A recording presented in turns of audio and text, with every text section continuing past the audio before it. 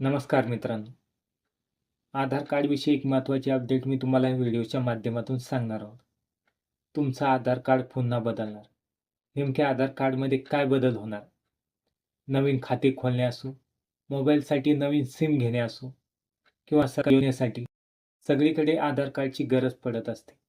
पण आधार कार्डचा गैरवापर होऊ नये म्हणून सरकारने आधार कार्डमध्ये काही बदल करण्याचा निश्चय घेतलेला आहे. तर आधार कार्डमध्ये काय चेंज होणार? तर आपण त्याची सविस्तर माहिती या व्हिडिओच्या माध्यमातून घेणार आहोत. पण त्या अगोदर तुम्ही माझ्या YouTube चॅनलवरती नवीन असाल तर चॅनलला सबस्क्राईब आणि या व्हिडिओला लाईक नक्की करा. तर काय काय बदल होणार आधार कार्डमध्ये? तर चला बघूया. अनेक ठिकाणी लोकांकडून आधार कार्डची फोटोकॉपी घेतली जाते. त्यामुळे डेटा चोरीला जातो किंवा आधार कार्डचा गैरवापर केला जातो. तर आधार कार्डचा गैरवापर रोखण्यासाठी सरकारने याच्यामध्ये काही नवीन बदल करण्याची तयारी सुरू केलेली आहे.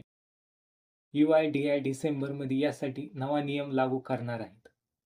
तर कोणते नियम लागू तर चला बघूया. आधार व्हेरिफिकेशनसाठी महत्त्वाचे नियम. तुमची संमती नसताना आधार व्हेरीफाय करता येत नाही. नियम मोडल्यास 1 कोटी रुपयाचा दंड लागू शकतो.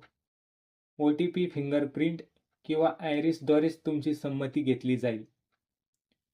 फक्त UIDAI अधिकृत संस्था किंवा बँकांनाच व्हेरिफिकेशनची परवानगी असेल. तुम्ही तुमचा बायोमेट्रिक डेटा लॉक करू शकता. जर कोणी आधारच्या डेटाचा गैरवापर केला तर त्याच्यावरही मोठा दंड लावला जाऊ शकतो. आणि नव्या आधार कार्डवर काय काय असणार ते पण आपण बघूया. नव्या आधार कार्डवर तुमचा नाव, पत्ता, जन्मतारीख किंवा आधार नंबर नसणार.